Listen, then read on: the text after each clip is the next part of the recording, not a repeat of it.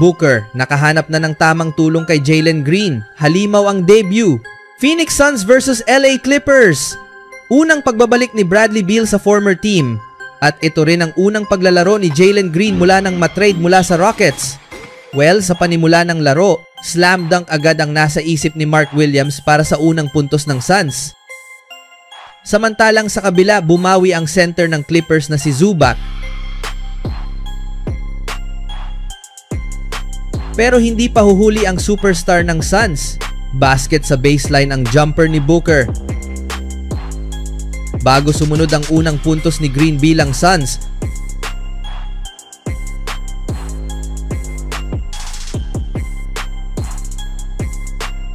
Wala nang 8 minuto.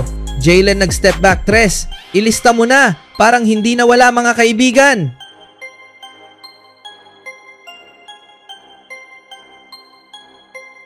Sa pagbabalik mula sa timeout, gusto nang iwanan ni Booker ang Clippers. Sinundan pa sa isang 3 ni Allen. Habang madali lang nakapasok si Booker sa depensa ng Clippers at may kasama pang foul. Buti na lang Zubac easy bucket mula sa pass ni Bogdanovic. Ito ang maganda sa Suns dahil may tumutulong rin kay Booker. Allen isang acrobatic layup. Ngayon naging leading ng isa ang Clippers matapos ang isang step back 3 ni Bogdan. Ngunit nakagawa ng paraan si Booker mga kaibigan. Hindi mapigilan. Sa kabila, Zubac nahirapan sa depensa ng Suns sa ilalim pero tagumpay pa rin sa huli. Balikan natin ang maangas na galawan ni Booker kanina sa baseline.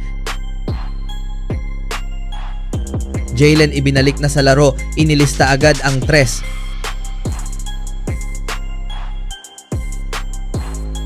Wala nang 9 na minuto sa second quarter. Nagparamdam na si Chris Paul. Basket ang jumper. Bago sumunod ang unang basket ni Lopez sa gitna dahil sa height advantage.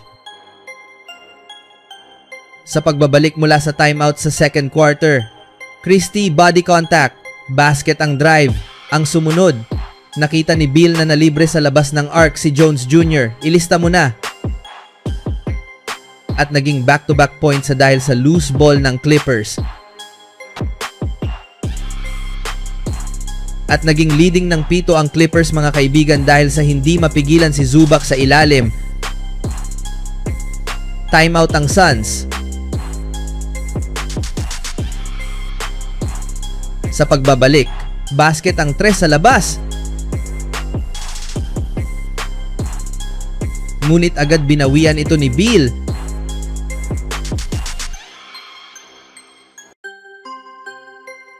Sa kabila, Green at Booker pinagsabay na dito. Epekto agad sa labas ng arc.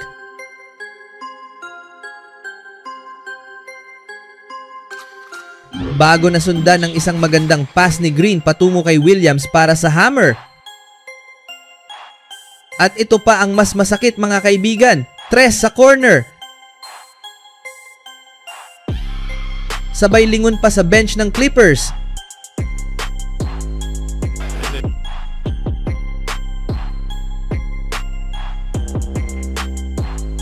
Booker nag-iinit pa rin sa labas ng arc.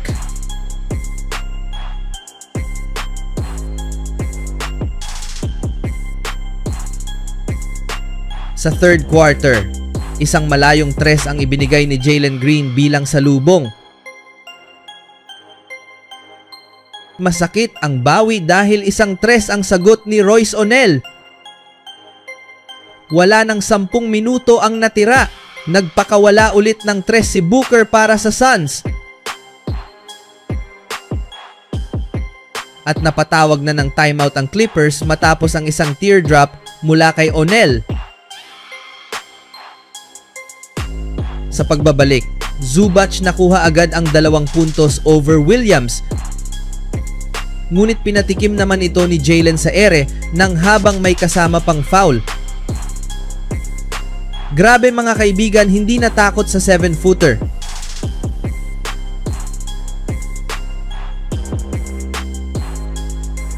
Pagkatapos ni Green mga kaibigan, si Booker naman ang nagbibigay sigla sa Suns na napatawag ulit ng timeout si Lou nang magawa ni Allen ang isang finger roll. Sa pagbabalik, pumapasok na rin ang mga tres ng ibang mga Suns player. At nagtuloy-tuloy ang momentum ni O'Neal mga kaibigan. Buti na lang naputol ito ni Collins sa gitna. Pero Booker mga kaibigan, nakakabawi sa tuwing nakakapuntos ang Clippers. Jones Jr., may natira pang init. Ilista mo na ang tres. Wala nang 4 na minuto ang natira sa third. Nakakuha ng steal ang Suns na naghatid sa isang lob pass patungo kay Williams. Nag-timeout tuloy si Lou.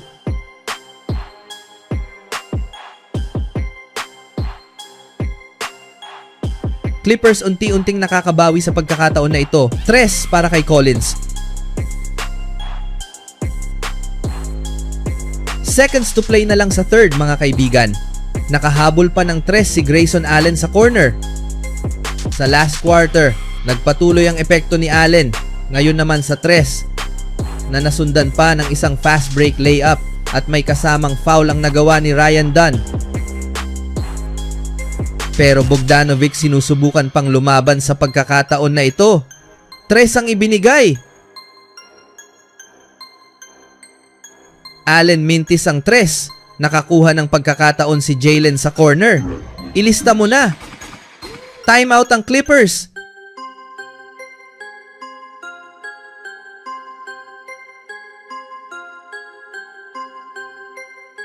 Sa pagbabalik, isang alley-oop pass patungo kay Ryan Dunn mga kaibigan. Ang ganda ng pagkakatapos. Pero Lopez easy bucket sa pagkakataon na ito. Wala nang 8 minuto sa last na ipasok ulit ni Allen ang isang tres. Allen gumawa ng play. Si Williams ang tumapos habang si Christie naman sa kabila.